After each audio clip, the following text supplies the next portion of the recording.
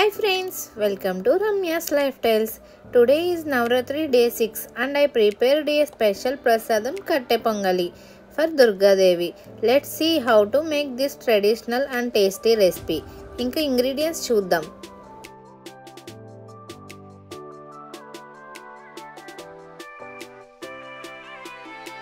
First అయితే gas వెలిగించుకొని ఒక పాన్ పెట్టి ఒక 5 టేబుల్ స్పూన్ పెసరపప్పు వేసి లైట్ గోల్డెన్ కలర్ వచ్చినంత వరకు ఫ్రై చేయాలి. నెక్స్ట్ అవి తీసి పక్కన పెట్టుకోవాలి. నెక్స్ట్ అదే గిన్నెలో ఒక 3 కప్స్ వాటర్ని వేసి కొద్దిసేపు మరగనివ్వాలి. నెక్స్ట్ అందులో 1 tablespoon salt, 1 tablespoon మిరియాలు వేసి కొద్దిసేపు మరగనివ్వాలి.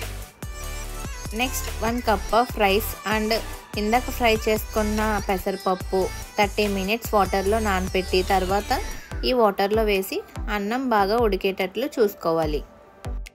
రైసు మరియు పెసరపప్పు బాగా ఉడికిన తర్వాత స్టవ్ని స్లో మంటలో పెట్టుకొని నెక్స్ట్ ఇంకొక ప్యాన్ పెట్టుకొని అందులో 2 టేబుల్ స్పూన్ గీ యాడ్ చేసుకుని ఫస్ట్ అయితే 1 టేబుల్ స్పూన్ పచ్చెనపప్పు, 1 టేబుల్ స్పూన్ జీలకర్ర, 1 టేబుల్ స్పూన్ ఆవాలు, 3 పచ్చిమిరపకాయలు యాడ్ చేసి కొంతసేపు ఫ్రై చేయాలి. నెక్స్ట్ చిన్న అల్లం ముక్కలు, నెక్స్ట్ జీడిపప్పు వేసుకొని ఫ్రై చేసుకోవాలి కొద్దిసేపు.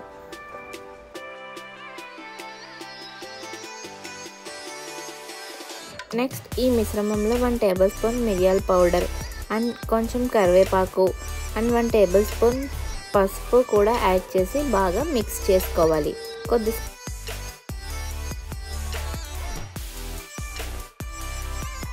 ఇలా ఫ్రై చేసుకున్న మిశ్రమాన్ని ఫస్ట్గా రెడీ చేసుకున్న రైస్లో కలిపి బాగా మిక్స్ చేయాలి.